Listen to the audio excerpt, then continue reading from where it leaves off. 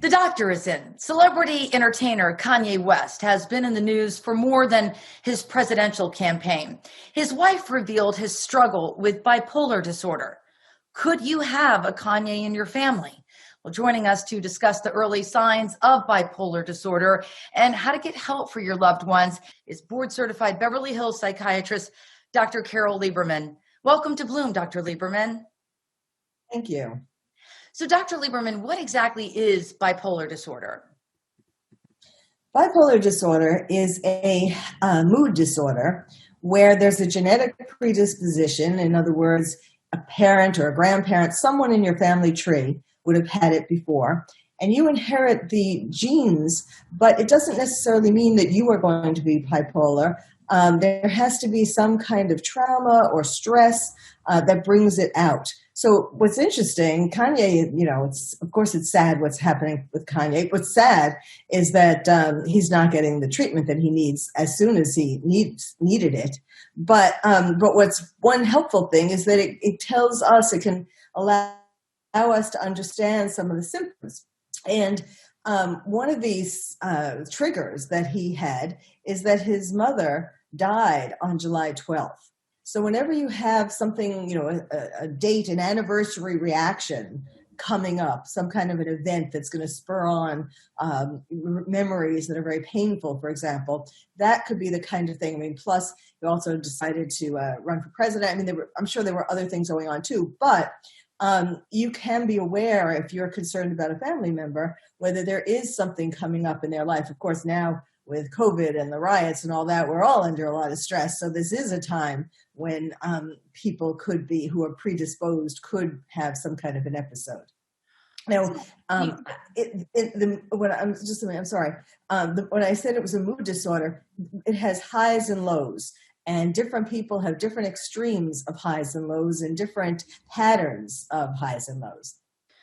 So you brought up Kanye, and whenever something comes into the spotlight with a star or a celebrity, it kind of draws everyone's attention to it. It almost can be the lesson for the rest of us. What is your professional opinion about what's been going on over Twitter with celebrity Kanye West and his wife Kim Kardashian?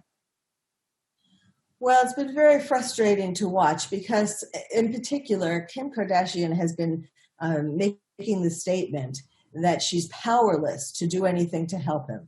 Nobody is powerless to help someone with a mental illness because now sometimes it can be more difficult. What she was saying was that because he's over 18, when you have a child who's less than 18, you can have more control in terms of bringing them to the doctor and explaining you think that person needs to be hospitalized against their will if they don't agree to it. When you are older than that, of course, it gets a little harder, mainly because not all doctors are comfortable, not all psychiatrists are comfortable with hospitalizing people against their will.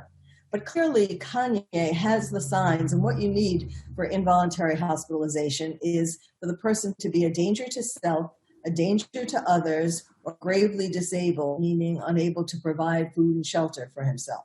So Kanye would fit into the danger to self category, not because he's suicidal per se, but because he is so erratic and he's driving a car and he's doing all of these things that could, in fact, cause an accident where he gets hurt, where others get hurt.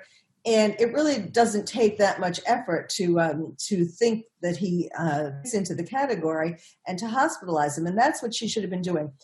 She's been getting bad advice. I don't want to put the blame totally on Kim, but I think she's been getting some bad advice. And Kanye he's still out of control, and he should have been put in the hospital from July 4th when he started talking about running for president. That is a sign that a person may be having unrealistic thoughts, grandiosity, too much energy, some delusions, hallucinations.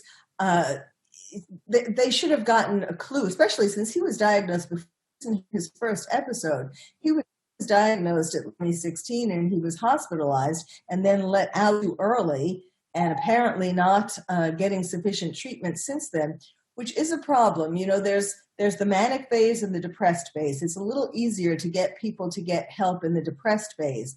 But when people are manic, they like being in this high, excited, happy state, although they're also sometimes irritable. And so it's hard to get them to commit to taking medication. He said he doesn't want to take medication because it ruins his creativity. And certainly it is hard to get them to agree to be put in the hospital and to come down from this high state. But he should have been, and he still should. They still should be putting him in a hospital at this point, finding a doctor who will hospitalize him. You can imagine what Kanye says to a doctor who, tells him, I think you should go into the hospital. No, I'm needed on the campaign trail. I can't possibly do that. Yeah. Well, that's a sign of mania. Well, I mean, if you can guide your loved one into treatment, if you can get over that first hurdle, is it treatable? Yes. That's another sad thing about what's happening with Kanye, that it's giving people a wrong impression of what manic depressive illness has to be, or it is absolutely treatable. There are medications. There's medication to keep the mood steady, mood stabilizers like Depakote or lithium, or medications, the Lamictal.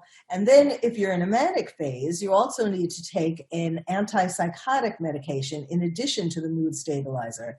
And when you're in a depressed phase, you take an antidepressant and the mood stabilizer. And it's not just about medications, though. That's where a lot of people go wrong. You really need to be in therapy at least once a week. I mean, besides the acute phase hospitalization, but just after that, therapy, where you talk about things going on in your life, because the more stable you can be, the more you can get to the root of things that are bothering you. And this isn't just for bipolar, anybody, for any kind of problem. Therapy is just as important, if not more important, than medication. All right. Well, you have given us so much knowledge. I really appreciate it. It's a tough topic to talk about because, as you mentioned with Kanye West and Kim Kardashian West, that balance of trying to be there for somebody that you love and getting pushback from them. So you're saying if you feel like somebody is really in danger, hospitalized, warning signs that these highs and lows, these peaks and valleys, try to get them into therapy. Maybe that professional can guide them to the medication they need and ways to cope with life stresses. Is that correct? Yes, absolutely. And not to feel, there are positives to being manic depressive too when it's not out of control. I mean, for example, look at Kanye, all that he's accomplished in his life, all these songs, all these awards. He's done a ton of things. And yes, you can attribute some of that to his manic energy, but you have to be very careful that you don't let the person go over the top with that, like he's like now, where he's spilling all these family secrets that are very painful. Yeah. All right, Dr. Lieberman, thank you so much for joining us. And for more information, you can visit the doctor's website. It's Dr. Carole with an E, drcarolewithane.com. All right, we'll be back with more Bloom.